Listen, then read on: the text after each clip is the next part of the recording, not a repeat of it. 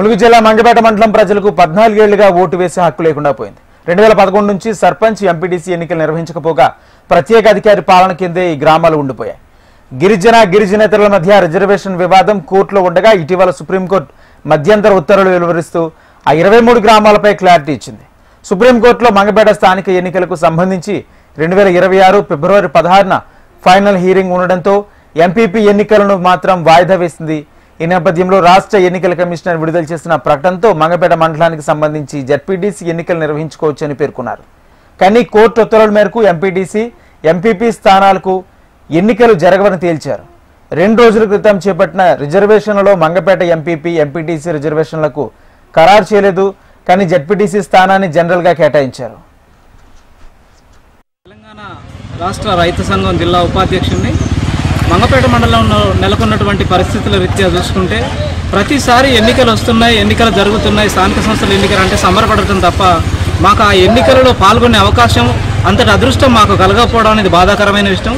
దీనికి సంబంధించి ఇది ఎస్టీ అని ఒక వర్గం, నాన్ ఎస్టీ అని ఒక వర్గం, వీళ్ళు కోర్టుల దాకా వెళ్ళడం జరిగింది. ఆ కోర్టులో కూడా పరిగణనకు తీసుకొని ఒక కోర్టు ఏమో కంప్లీట్గా గిరిజన పంచాయతీలను 23 పంచాయతీలు గిరిజన పంచాయతీలుగా తీర్పు ఇవ్వడం జరిగింది.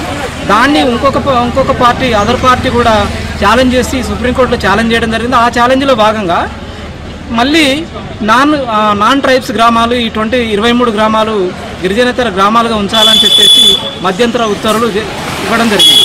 ప్రధాన సమస్య ఏంటంటే 13 నుంచి 14 ఏళ్ల పాటు స్థానిక సంస్థలు జరగక ఇక్కడ ప్రజలకు గోసలు పట్టించుకునే నాదులు లేకుండా పోవడం.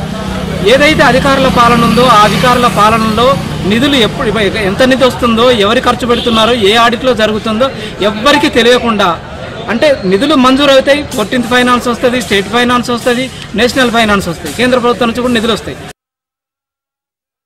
గత 15 సంవత్సరాల నుండి స్థానిక ఎన్నికలు జరగక మండలాలు, గ్రామాలు అభివృద్ధి లేవు. అభివృద్ధి జరగాలంటే స్థానిక ఎన్నికలు ఖచ్చితంగా జరగాలి. స్థానిక ఎన్నికలు జరిగించాలని మంగపేట మండల ప్రజలు కోరుకుంటున్నాం.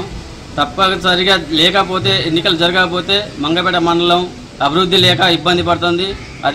అదేవిధంగా అధికారులు కూడా స్థానిక ఎన్నికలు లేక ప్రజలు ఏదన్నా పనుల విషయంలో అధికారుల దగ్గరికి పోతే పట్టించుకోవడం లేదు. ఒక్క చిన్న పని కోసం పోయినా కానీ 3-4 రోజులు తిప్పించడం జరుగుతుంది. అదే సర్పంచ్ ఎన్నికలు జరిగి సర్పంచ్ ఉంటే మేము సర్పంచ్ని అడగడానికి ఉంటుంది. సర్పంచ్ మాకు అది పని అనేది తొందరగా చేర్చిపెట్టే విధంగా ఉంటుంది. కాబట్టి మాకు ఖచ్చితంగా స్థానిక ఎన్నికలు జరిగించాలని